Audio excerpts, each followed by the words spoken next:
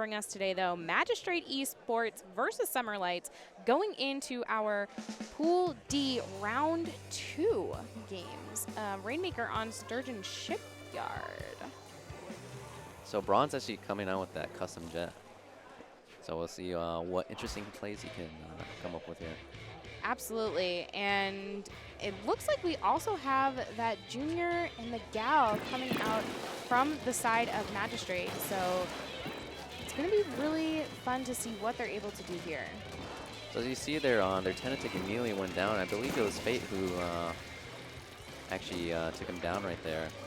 So I believe if she's wearing her set that she said that she was, that might have had a little effect there.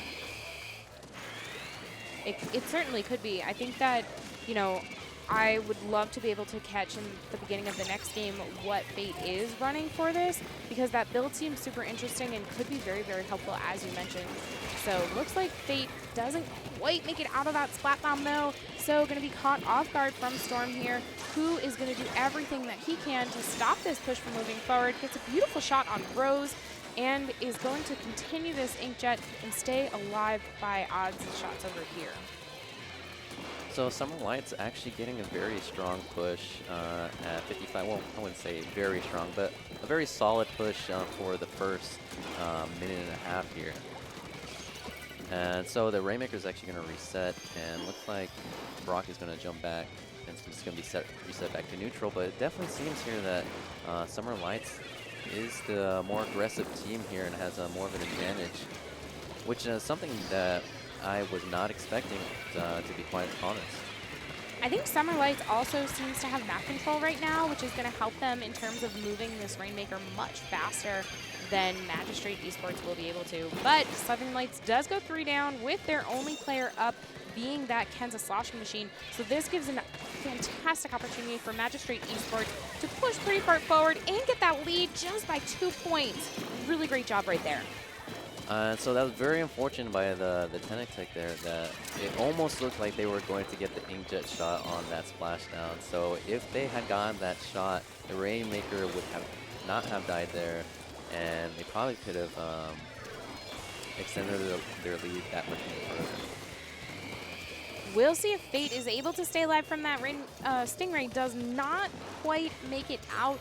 So that is going to stall the Rainmaker off to that right-hand side and make it pretty difficult for anyone from Summer Lights to pick it up. So Magistrate Mercs, Brock picks it up, but gets called out by that Stingray too, and unfortunately does go down, leaving their team in a really precarious situation here. 2 down, Slimy being found out, does get picked off by the rest of the team as the Rainmaker shield goes off, and Odds picks it up, getting ready to kind of make another push. Yeah, I think in that particular scenario that Brock may have, he either tried to go for the block and missed, or he was trying to go for the sponge. Because if you go on that sponge and you are able to make it up to that ramp, you actually get, I want to say, 33 or 34 points. So a pretty significant jump from, I want to say it's like 50, I think it's 70 points at the sponge. Wow, that's definitely worth it there if you can do that. Sometimes it's easier to be called out in terms of that direction.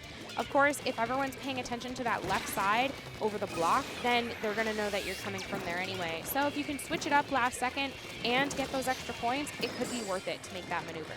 So actually really interesting here that I'm seeing Brock being more of the objective, and also that he's playing Junior.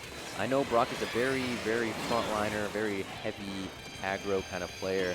So very interesting to see him play something that is, well, not exactly Tenatech or something along the lines of an actual frontline weapon. That's what I was thinking there too, actually, that, you know, Kensa Pro and Splattershot Jr. is actually what Brock has said that he has been playing most recently. So maybe just having the little bit of that extra armor is what they're going for here to make some of those coordinated pushes. Well, definitely armor is a very staple kind of, it's a very staple special in any comp, really. I mean, it's not completely necessary, but I feel like it's one of them. And unfortunately, going to take a dip there and going to provide a cam-worthy moment for us. not only that, but give an opportunity for Summer Lights to take a better lead here, bringing their points all the way up to 46.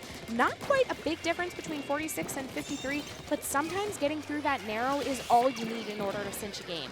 Yeah, and not only that, it's the last 5 seconds, and really anything can happen in this game at this point in time. It's all it takes is just one guy to be able to flank. I don't know if it's this Kenta's going to be able to do it, but it just takes one flank to end an entire push. And maybe that's what we see over there. Rose on that top calling out Bronze with all those missiles on him. No, does not quite make it. Gets caught by those missiles, and that is going to be the end of the game. But this was a really close one. Yes, very back and forth game. Definitely not what I expected. So we'll be interested to see if this one will be a 3-0 or if it's going to be closer than that. I think we're looking for something that could be really close here. Even those KAs, very, consistent amount that we're looking at here. So I'm excited to see what the rest of the teams are going to be what the rest of the players are going to be able to do when they move on to tower control. And actually, if you looked over at Summer Lights, DDZ was actually the one who top fragged. Now that may be one of my favorites, which is Stingray assists. But whenever you see your Charger on top frag, definitely showing. Oh, odds is their name, not DDZ. It's just very unique to incorporate their. I like that. That's what I was thinking. I'm like, yeah. DDZ. Yeah, sorry, continue though. No, it's whenever you see your Charger on top frag, that definitely tells you something about that player. And I think, you're one of the best people to be able to cast about this because you have so much knowledge in terms of Charger players. You have the experience of it that you can pick from and say, okay, we can see what they're doing right now, and that they're able to continue to get those picks is showing how much dedication they put into this weapon class, the class specifically. So we'll see what other I want to see. Yeah, Odd seems to only have listed Splat Charger as the weapon that they prefer to play. Interesting. I too used to be a dedicated Charger main, but I have enlightened myself and become an official backline player and play various weapons. It definitely does help to one-trick Charger. You have players who do it. Players who are successful with it, I believe. Well, Power has been playing more weapons outside of Splat Charger recently. But Charger is definitely one of those weapons that, to be proficient with it, I feel like you do have to main it exclusively, at least for a moment of time. Like a brief period where you just fully focus on that weapon. Very true. Let's see what they're going to be able to do here as we go into tower control right now. I think this is one of my favorite tower control maps to watch. And, it's going to be a lot of fun here. Not many differences in terms of some of what we were looking at from the comms. Beautiful double to start right there from Odds. Talking about this Splat Charger playing the scoped version? Yes. Very clean picks that Odds is getting here. Definitely showing off his stuff. And he's actually wearing a pretty interesting build. I think he was wearing an incomplete build on his Splatter Scope there, and he's wearing a lot of Special Saver. So very interesting. So actually, running Special Saver on Splatter Scope is actually not a very bad idea if you can manage your Stingrays, because it allows you to play more aggressively. And not worry so much about losing your Ray. And in tower control, we know that's really important because sometimes a Ray can make or break a game. If you have that Ray at the perfect opportunity to be able to stop a push, that could be an overtime, that could be it. That's all the time that you have there. Or a Ray can cover the rest of your team to be able to continue a push. So it looks like Odds here is going to pop his Stingray. I don't think he's going to fish anyone out with that, but might get the snipe here on Bronze as he tries to jump out.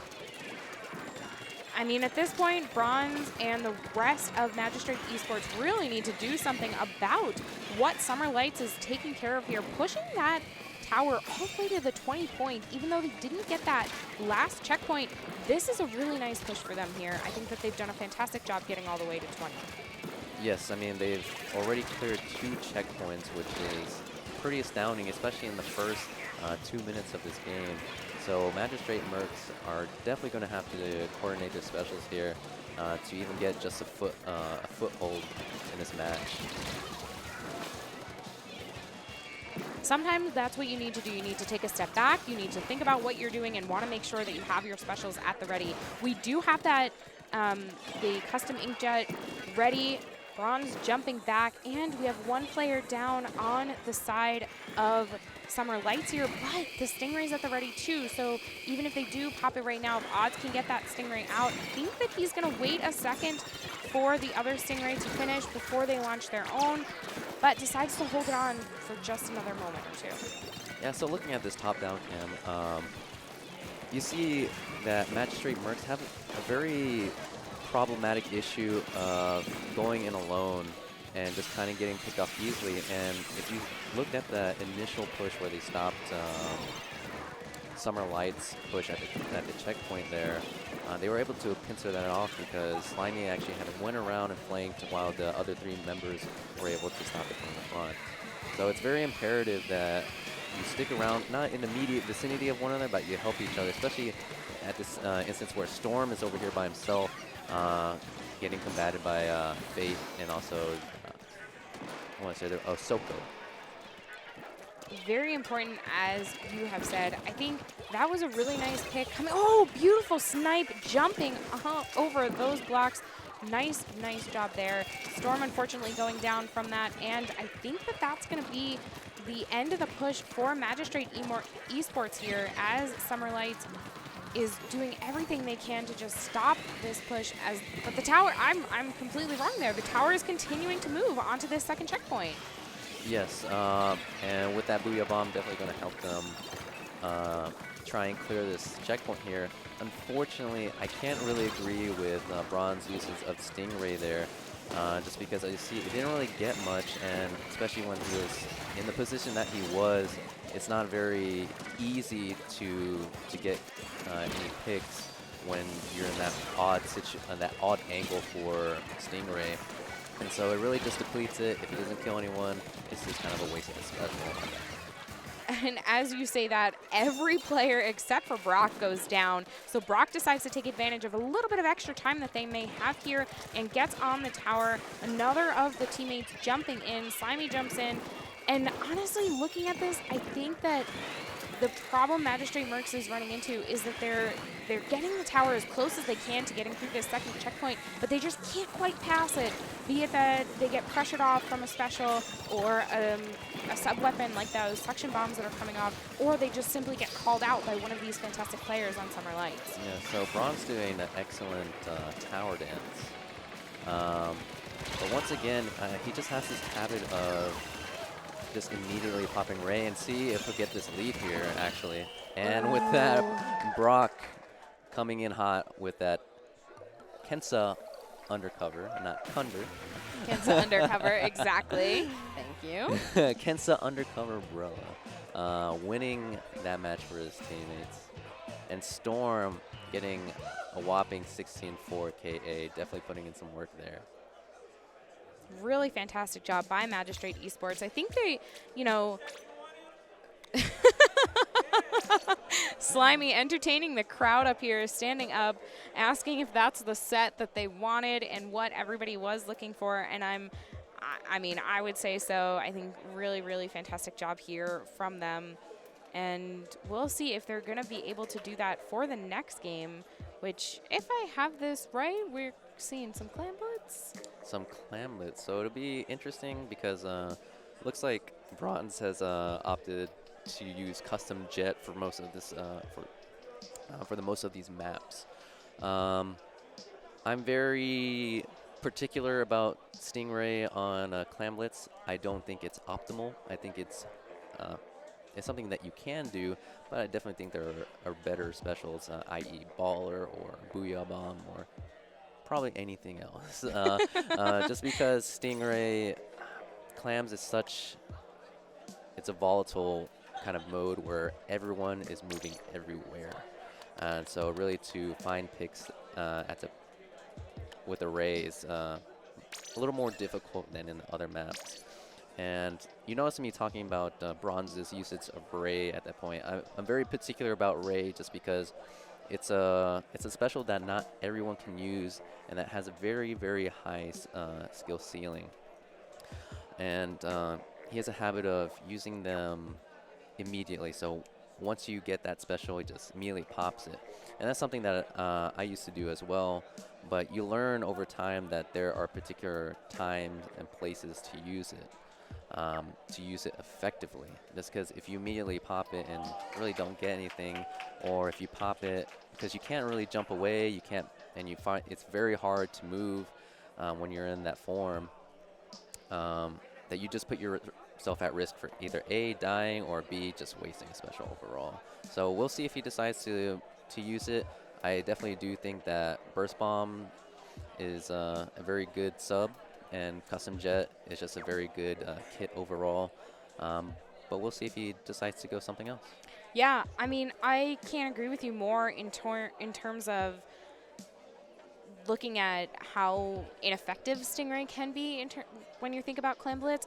And right now we've been seeing Booyah Bomb coming in super hard for Clam Blitz.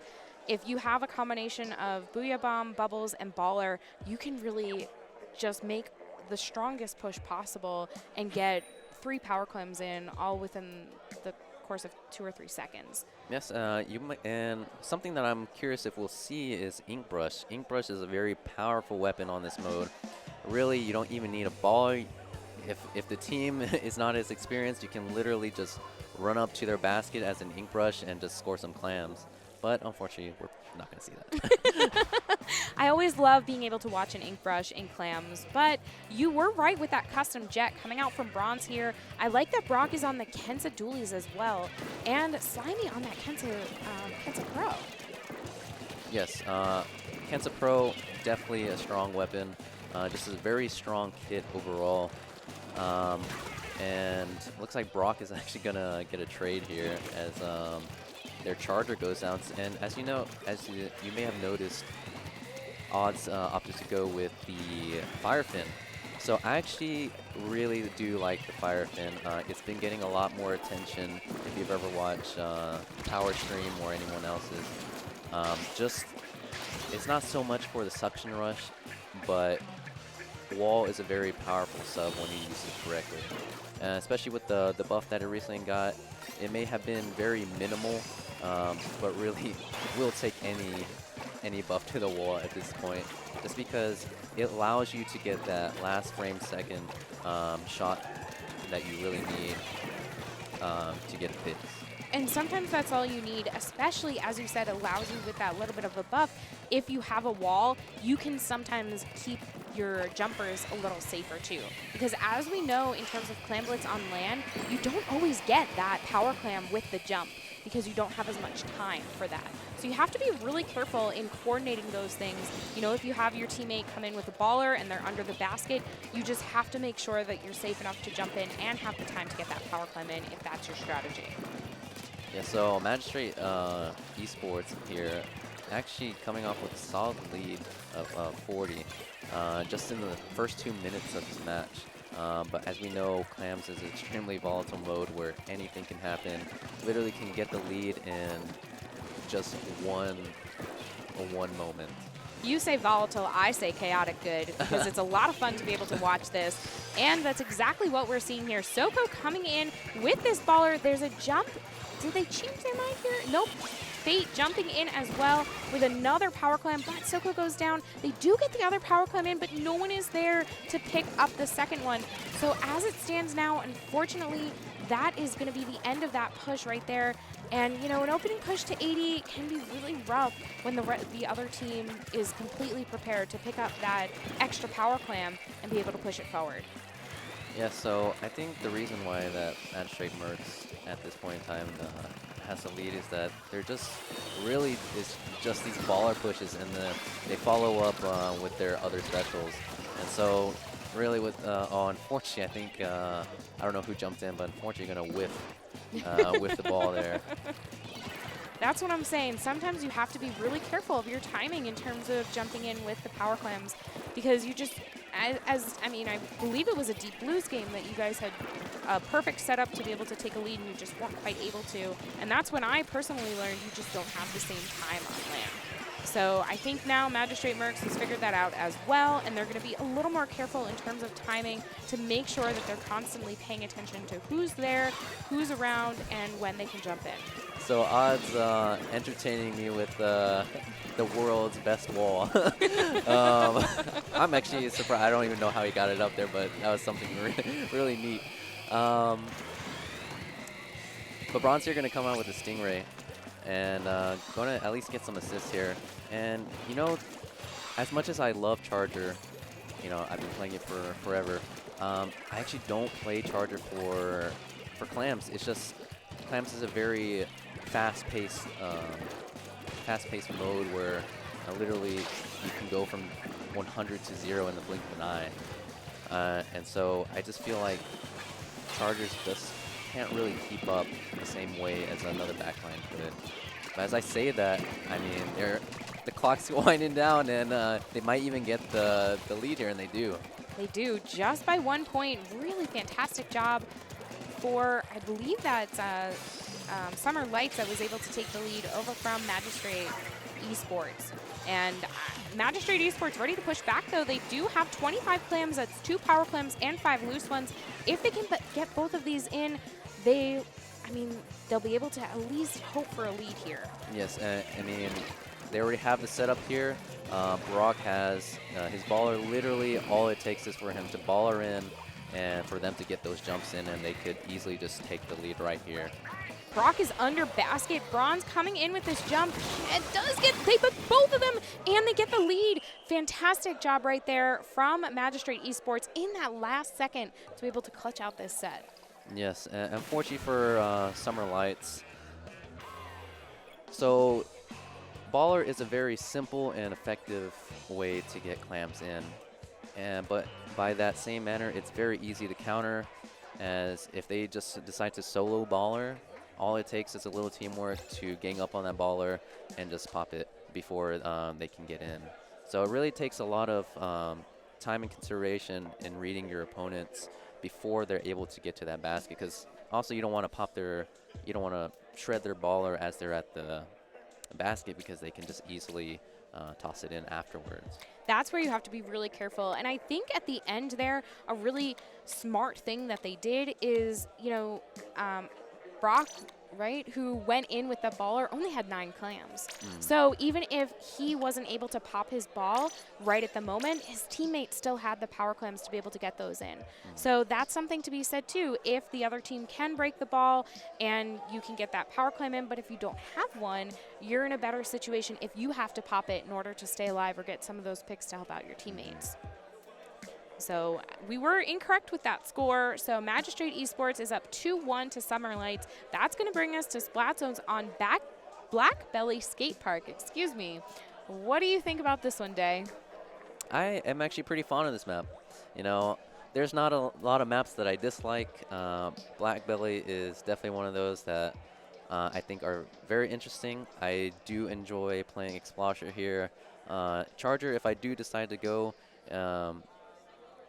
it's actually very fun and effective to opt for the unscope variety, just because you're able to access really strange angles whenever you're using it, and you just have a lot of more mobility as opposed to the scope variety. I think that you're absolutely right there, and it'll be really fun to see what they decide to go with here. You know, so far, we've seen Brock play that Kensa Pro and the Junior early on, and we've seen Bronze pick up the Custom Jet, but we haven't quite seen them bring out the ballpoint yet. So maybe this will be the opportunity. What are you thinking? Sticking with this Custom Jet? Probably I would opt for Custom Jet over ballpoint, just because ballpoint it's the same thing with Hydra, where it doesn't really have a lot of places to perch. And so it's not really, we'll see that ballpoint, and I mean, maybe he'll prove me wrong in saying that custom jet would probably be better than ballpoint. It's actually Odds who's bringing out the ballpoint, and we're gonna see Bronze stick with that custom jet, but we also have Umbrella. So here, this is going to be a really interesting thing that we weren't quite expecting from Magistrate Esports right now with this Umbrella coming out.